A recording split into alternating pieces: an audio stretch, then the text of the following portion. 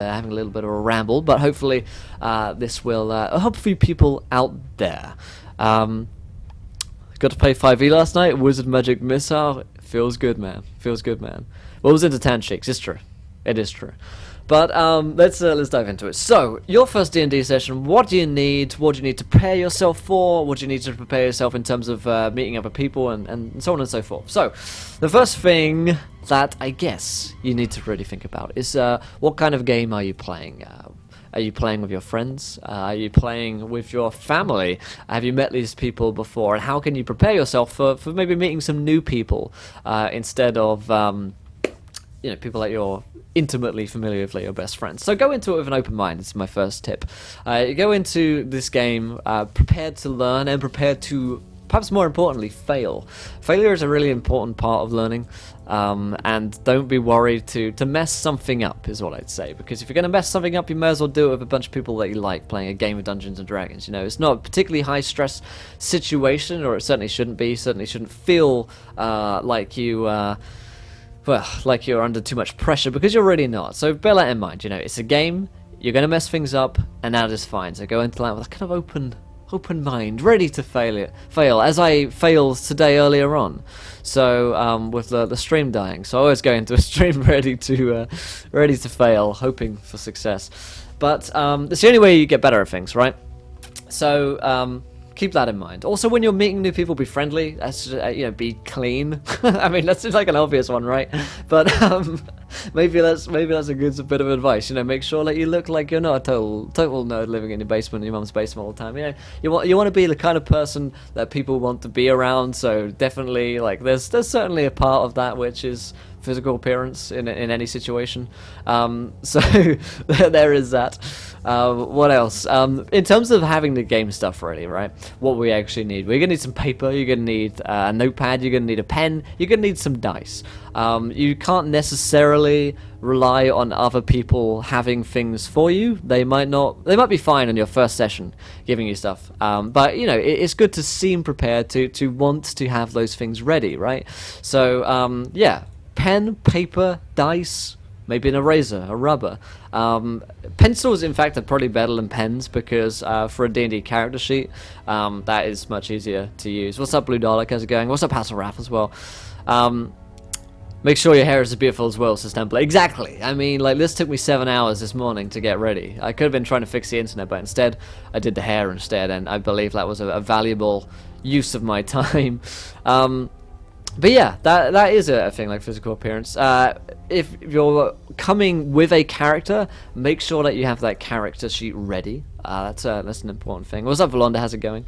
Having an actual sheet ready and prepared means that you're someone that is putting some effort into the game. And for a Dungeon Master, that's actually something which is quite important. You know, someone who actually wants to put in the effort and create something before the game even begins shows me that you care about the game, shows me that you're the kind of person I want to play with, right? It gives a good first impression to me, like, oh god, this guy's ready, you know, rather than having to spend an hour or however long making a character sheet, or 10 if you watch my video on it. But yeah, that's the thing as well. Knowing the rules isn't so important in my opinion, knowing exactly what's going on. A rubber? Oh, we call, so in the UK, people in chat are saying, why would I bring a rubber? In the UK, we call erasers rubbers sometimes. So that is the distinction there. You do not necessarily need to bring a condom. But I like the idea that you're prepared. You know what they say? Always be prepared, guys. So, you know, sex ed lesson. Bring a rubber, an eraser, and a condom, maybe. Why not, right? You could strike gold with that DM of yours. That's hilarious.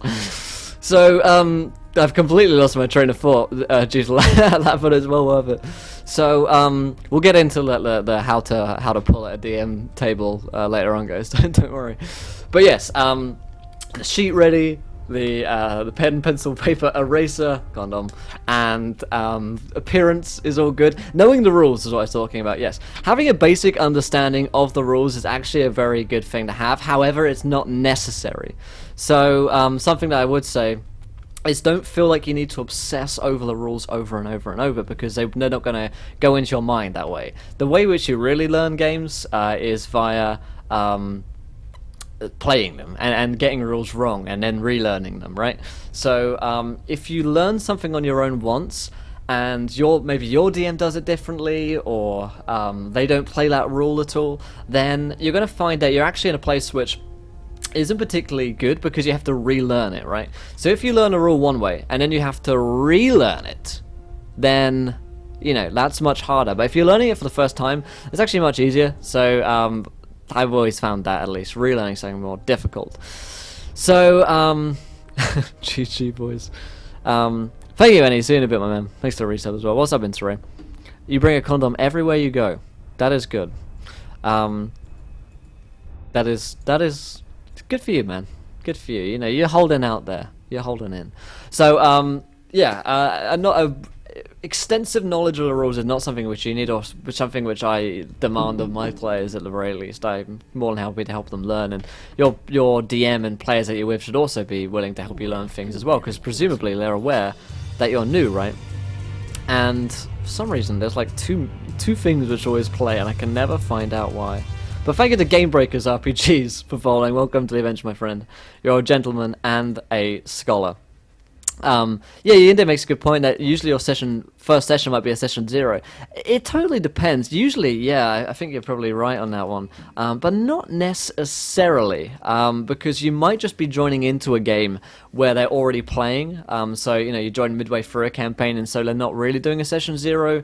Maybe the DM will talk to you beforehand, and then the actual first session that you guys sit down is around the table, basically introducing your character. I know I've done games like that before, usually with fairly experienced players, but yeah. I'm married with 2 kids. Well, a condom used to be coupons. Oh my god, wow, that is that's a good play right there, Mr. Stanley.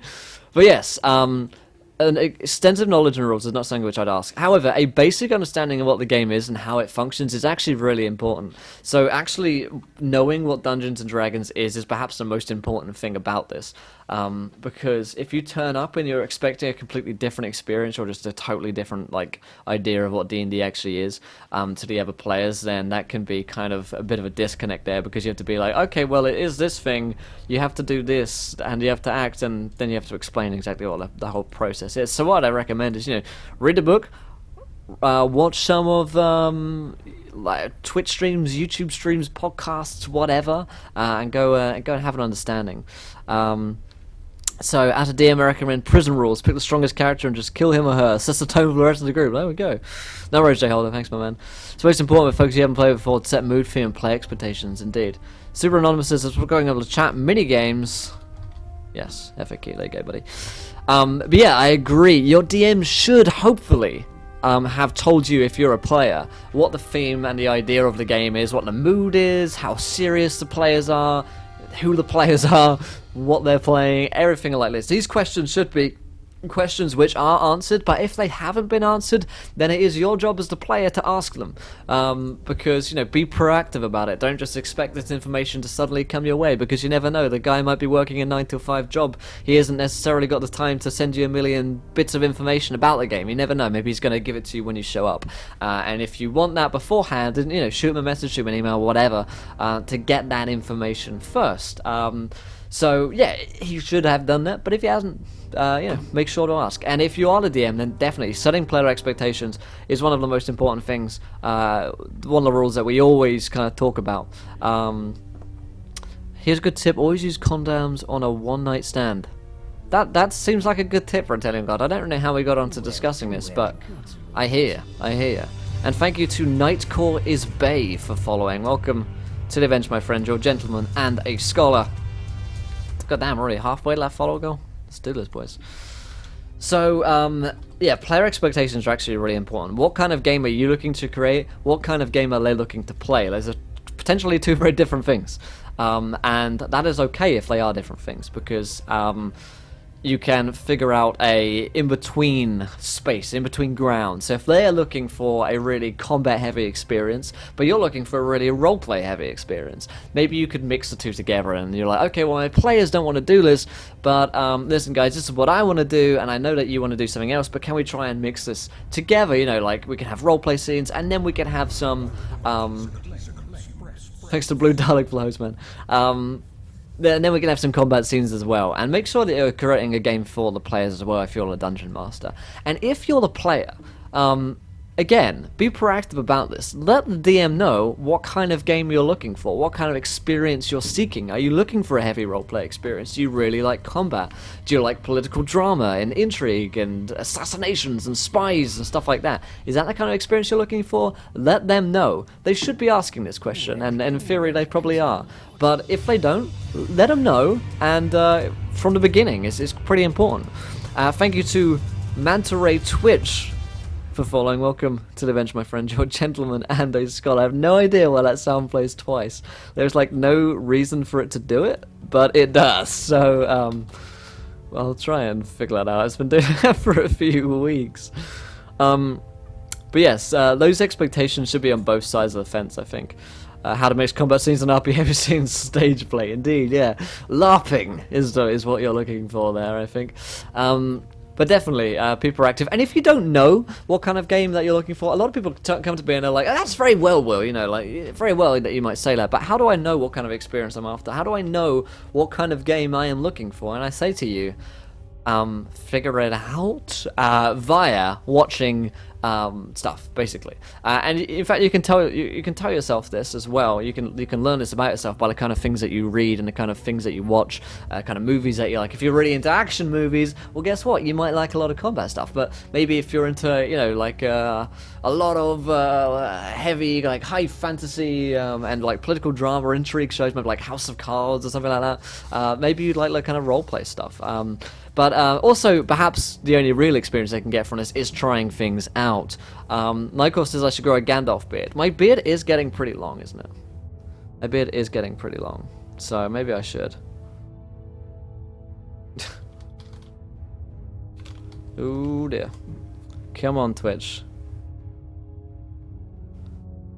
I feel like we are losing connection here. It does say that we're dropping a lot of frames. It says we're still live, so hopefully we are. I would hate for this to happen again, but I'll keep trying. I think it would just dropping some frames, but hopefully that kind of sees itself through. I'll read that question in a second. Thank you to Soma Bear or Sornas Bear for following. You're a gentleman and a scholar. So much fucking music going. Appreciate that, my friend. Appreciate that very much. But yes, looks like we're okay. I apologize, guys. I'm just keeping an extra vigilant eye on it due to earlier. So, Good Guy Pie says, when starting a new game, I normally sit down with each player. Let's send in information I ask for character background, name, what they want from the game. I'll then sort of sit them down in a chat over Skype or something and tell them what the game's going to be and let them ask questions. Does that seem like an okay way of getting new players? It does. That seems like a perfectly valid way of meeting new people. Sitting them down and saying, what do you want? Okay, great. Twitch trying to kill Will confirmed. It's just his Wi-Fi, guys. Like, be fixed for tomorrow. I really hope it will be. But yes, the Gandalf beard is I'm working on it, man. I'm working on it. But yeah, I think sitting players down and saying, okay, what do you want? Here's what I want. How can we make this happen? Are you a good fit?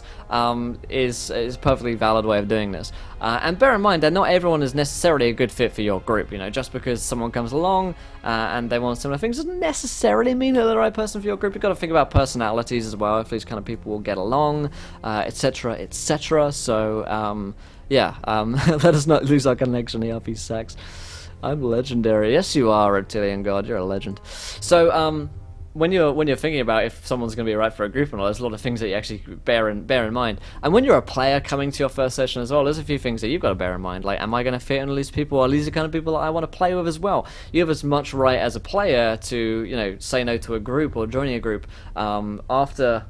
Well, when meeting them or after meeting them, as a DM does to say you're not a good fit for the game. So, yeah, keep that in mind when going into these things. But I definitely think Go Pie, that's a valid way to do it. What is up, Cafon? Let me see here. Super Anonymous, you can get extra gold by following my man. Yende says, one big thing to remember for new D&D players, simply saying things like, I go to the innkeep and ask for a room is role-playing. It's no better or worse than speaking in character, it's just different indeed. Is my video and audio out of sync? It shouldn't be, but I'm on a new setup, so maybe it is. Let me know, guys. A Seneca Crane Beard is better. A Seneca... Okay, I don't know what that is. What about Bastard Gen? So, let's see where we were. And indeed, do you guys have any tips for new players as well? I'd like to hear it. I'm sure there are some new players around in the chat, so if you guys do have any good ideas, then or good tips and tricks, like Indy was saying there a second ago, do feel free to let us know. Yeah, the audio sync might be because of my Wi-Fi. I don't know. But we'll see. Like I say, new connection tomorrow. Come on, Amazon Prime. Come on. So, let me do that there. Do that there. Cool. What other tips do I have if you're joining a first D&D session? Yeah, I think perhaps the open mind one is one of the most important ones to me, because even if you go in with these expectations that, there's going to be this kind of game, it's going to be this kind of game, be prepared for things to be slightly different than they are on paper, than they are in real life, right? Or different from podcast form than they are in real life, because meeting people and actually speaking to people is totally like a different experience, and playing in real life is a completely different experience, like watching a show where people do this, right? So keep that in mind. Have that open mind ready in case, maybe someone throws a curveball in, and you've got to be ready to be like, okay, maybe maybe this isn't how it's done, or maybe it is how it's done. I just don't know. But also, come away from the experience after your first D&D session and evaluate what kind of time you had. Did you have a good time? Did you not have a good time? If so, why did you not have a good time? What was it about the experience that you didn't enjoy, or wasn't for you? And if you can identify that, and you're willing to give feedback to the Dungeon Master, do give them that feedback in a constructive way. The reason I didn't enjoy this because this person was talking all the time. The reason I didn't enjoy it so much was because it's just my first time. I'm looking to do more roleplay stuff, or the reason I didn't enjoy this is because I didn't have enough knowledge of the rules, and I felt like everyone else did, and that I felt like I was kind of letting the team down or whatever. Bring those concerns to your Dungeon Master. I'm sure he will allay your fears, and attempt to fix things in the future as well, in case you have any of those problems. So, also bear in mind as well, even if you have a rough first experience, even if you do have one of those first time like nightmares, you have a nightmare Dungeon Master, don't let it affect the rest of your experience, because there are people out there who are playing wonderful games of Dungeons & Dragons. They're lovely people and having great times, and you can be one of them as well. Maybe you just had a bad experience or two. Don't let it mar your overall experience of like the hobby and the game in general, because it is a wonderful game, and it is well worth investing your time and money into, in my opinion. But at the same time, there are some bad eggs out there in the world. It's not just Dungeons and Dragons. Although I think there's probably like a high density of douchebags that play D&D, as well as a high density of lovely people as well. So, it's kind of like a yin and yang kind of thing. If you have a rubbish time, let someone know, and, go in for the next one with that similarly open mind. Like, okay, the first one was bad, but this will be okay. We'll work it out. We can work things out. Let's see what you guys are saying. Do you have any ideas on how to figure out these kinds of things you're talking about? Like what players are interested in if the players are children? That's interesting. I received what's done. I've covered supplies. I have indeed, Jen. I did indeed. My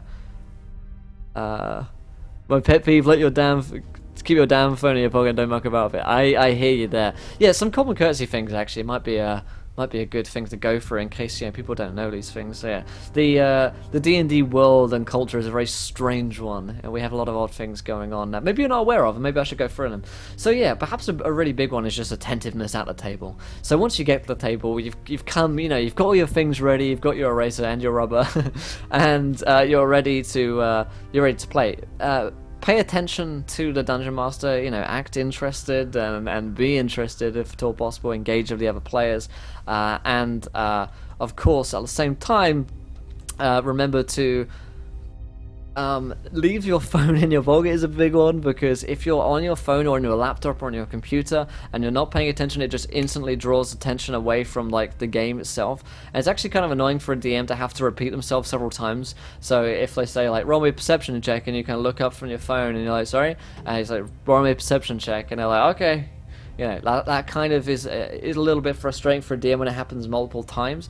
So generally, like not having like electronic equipment out is a good thing, just because it helps your focus as well. I know certainly on my side of things, if I am on my computer doing anything, then I'm usually distracted by several things. Whether I'm trying to work, you know, if I was trying to write an essay or something, and I had my computer on, that just distracts me. It just does. So what you'd have to do is just take yourself away from that situation. The way to do it is just to put them on your phone. If the players are younger, good question from Blue Dalek. If the players are younger, oh thank God, Jar Jar Binks _ Dildo Hitler 69 is here. Yeah, if your players are younger, then I suggest probably going for a probably a more funny route to things. It depends how young they are, I suppose.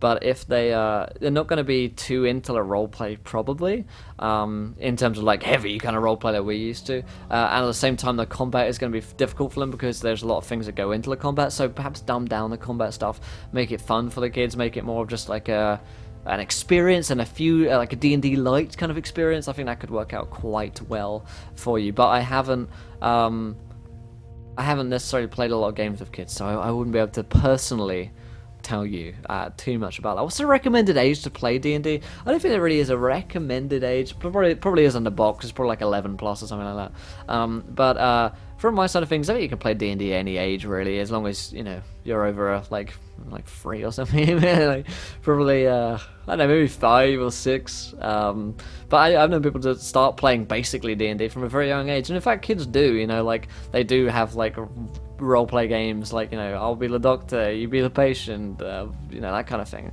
Robbers and cops. That's kind of like it, So I don't think there necessarily is a too young to play. If I have to repeat myself, you bloody failed. Yeah. Let us see. What else? Oh, touching other people's dice? Yeah, I can see that one as well. Such someone, like grabbing other people's stuff is generally a little bit rude, so perhaps don't try and do that too much.